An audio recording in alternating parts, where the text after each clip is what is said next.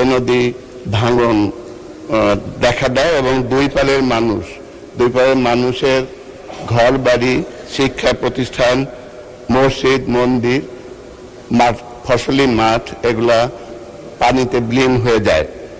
জনাব মোহাম্মদ ইলিয়াস মোল্লা। মাননীয় স্পিকার, আপনাকে ধন্যবাদ। আমরা আজই প্রথম কথা বলার সুযোগ পেয়েছি সংসদে, আপনি সুযোগ করে দিয়েছেন, এজন্য আপনাকে আবারও ধন্যবাদ জানাই। আমরা ফরিদপুর 1 আসনে নানাবিধ সমস্যা আছে। এটা মধুখালী, বোয়ালমারী, আলফাডাঙ্গা উপজেলা, 3টা উপজেলা নিয়ে গঠিত একটা আসন, 630 বর্গ কিলোমিটার এরিয়া। এখানে বেশিরভাগ মানুষই কৃষি পণ্যের উপর নির্ভরশীল।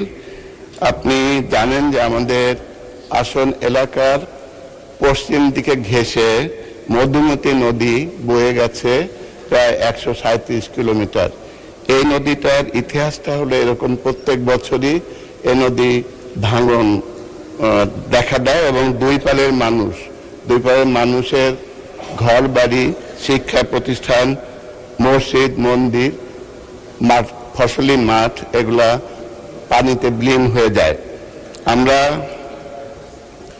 চিন্তা করেছিলাম যে এই নদী শাসনের জন্য যে এ যাবৎকালে যত টাকা বরাদ্দ করা হয়েছে সে টাকা যদি ঠিকমতো ব্যবহার হতো তাহলে আমাদের মনে হয় আমাদের আসন এলাকার লোকজনের এত কষ্ট থাকতো না, এত কান্নাকাটি তাদের দেখতে হতো না।